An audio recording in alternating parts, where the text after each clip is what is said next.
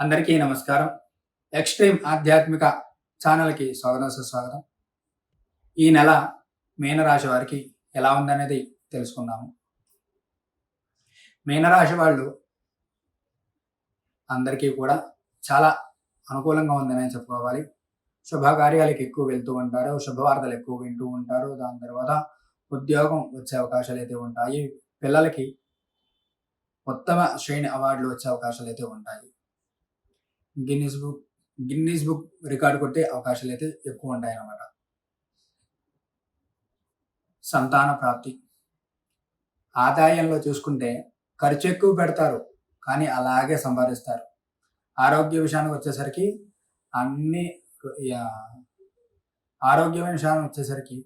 అంతా బాగానే ఉంటుంది, కానీ ఆలోచన పరంగా తీసుకుంటే మాత్రం తలనొప్పి అనేది మాత్రం కొంచెం ఎక్కువ వచ్చే అవకాశాలు అయితే ఉంటాయి అన్నమాట.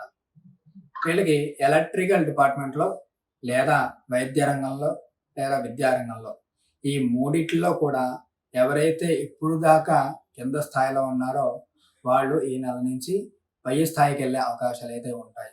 కొన్ని ప్రమోషన్స్ వచ్చే అవకాశాలు అయితే ఉంటాయి. పెద్ద పెద్ద జాబ్ వాళ్ళైతేనో వాళ్ళందరూ కూడా ఉన్నత స్థానానికి వెళ్ళే అవకాశాలు అయితే ఉంటాయి అన్నమాట. ఇంకా విహార యాత్రలు అనేవి ఎక్కువ చేస్తూ ఉంటారు. తీర్థయాత్రలు అనేవి ఎక్కువ చేస్తూ ఉంటారు.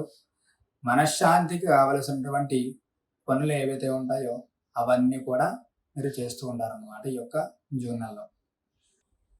ఇంకేమైనా తెలుసుకోవాలంటే కనుక కింద స్క్రోల్ అవుతున్నటువంటి నంబర్కి కాల్ చేసి తెలుసుకోండి. నమస్కారం.